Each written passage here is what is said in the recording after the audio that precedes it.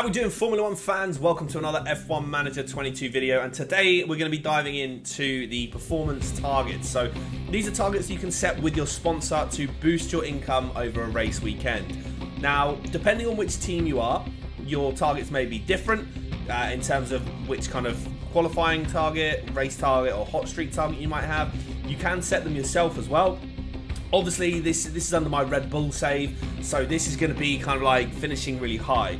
First of all, you want to start with qualifying. So you click on to qualifying. The top sponsor target, it is set by your sponsor, and the one with the little sort of green asterisk star, that is the one that your sponsor sets, and I don't believe you can change that at all. That's just determined on the sponsor. So this is kind of more based around which team you are.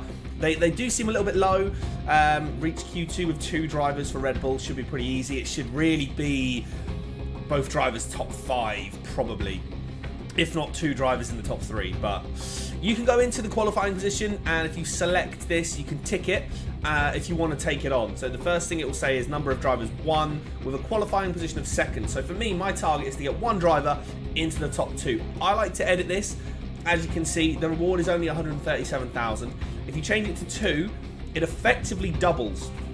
So no matter what your target is, it's a rough doubling, just going for, I think it may actually be an exact double of just doubling it up, going for 2 drivers. I wouldn't say 2 drivers in the top 2 because that can be quite risky. Obviously, Ferrari are very strong. I usually go for 2 drivers in the top 4. That will give me 249,000. Whereas if I was going to go for the 1 driver in the 2nd position, top 2, only 137,000. So by changing it to 2 drivers and lowering the expectation just a little bit, I'm making an extra, like, what, 114,000, something like that.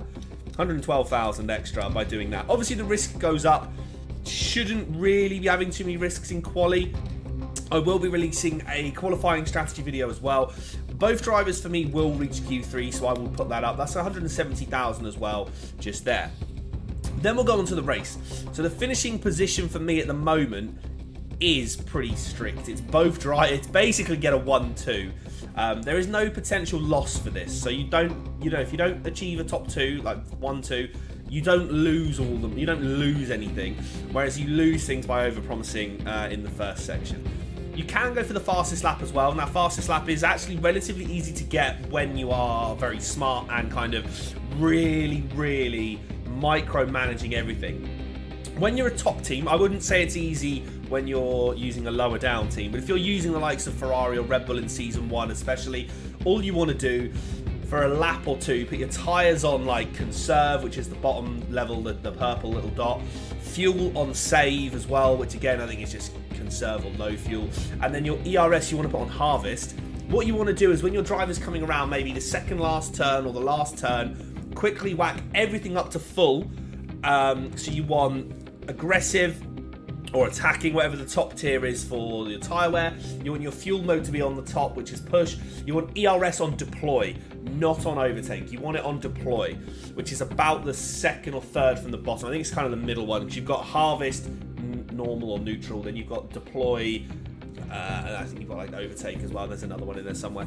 But yeah, to get the fastest lap, you basically want to conserve everything for a lap or 2 and then go full out push, give them all the tools.